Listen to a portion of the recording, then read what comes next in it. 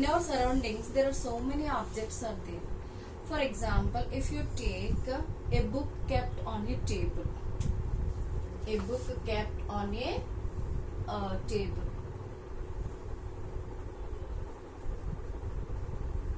So on each object, how many forces? Some forces are acting on the object. So whatever the object you take, on each and every object, some forces are acting. For example, if you take a table, a book kept on the table. So on this book, how many forces are acting? You know that different types of forces. If you place a book on the table, first the gravitational pull is acting downwards. The book should fall down, but the book is remains stationary, or otherwise it is rest. Why? Because the surface of this table exerts a force on the book and normally, and this normal force acts always against to the gravitational force or opposite to the gravitational force. So on this book there are two forces are acting. One is the gravitational force Z, and the another one is the normal force N. So these two forces are equal. The strength of these two forces are equal, but these two forces are acting in the opposite direction. So that's why when you are adding these two forces, we'll call it as a net force. So the net force acting on this book is 0. When suppose if we add 5 plus of minus 5, how much it becomes? 0 only, because 5 minus 5 becomes 0 is equals to 0. Here these two forces are same only. So here when you are calculating the force, direction is very important. You should find out the direction. Suppose the gravitational force direction, if you take it as positive, the another direction you must take it as negative. So when you add plus 5 and minus 5, then it becomes 0. When the net force becomes 0, what is net force? Sum of the forces which are acting on a body is known as net force. If the net force becomes 0, then the object is at rest or stationary, means it is not moving. When does an object moves?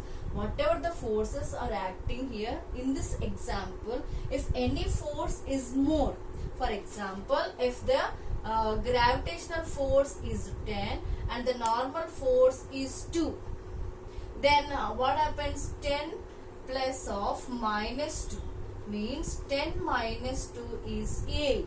Means here in this condition you are not getting 0, means you are getting some value. Okay, in this 10 and 2, which value is greater? 10 value is greater. So that's why the object moves towards the downward direction. Okay, when an on any object, if two types of forces are acting, if which force is greater, along that direction the object moves. If the object is at rest, means the two types of forces are acting in the opposite direction with the same magnitude.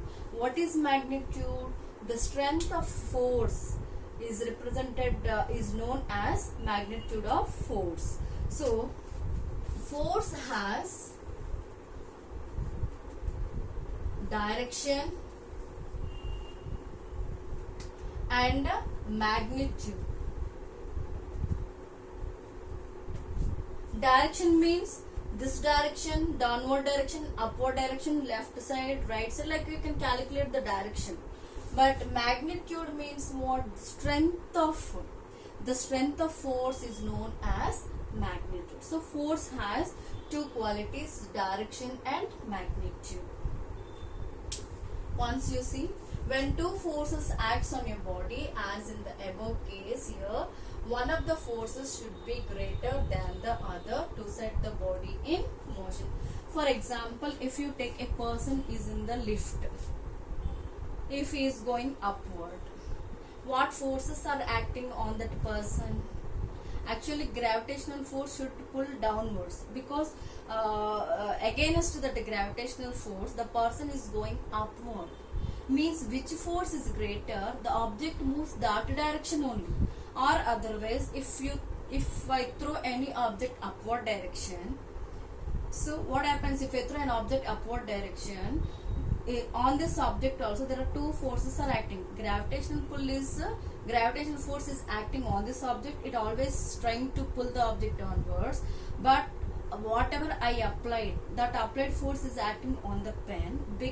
When compared to the gravitational force and applied force is greater. So that's why instead of falling this, initially the object moves upward. So when you take any two forces, 3 or whatever, how many forces are acting, the net force you find out. If you get 0, then the object is at rest.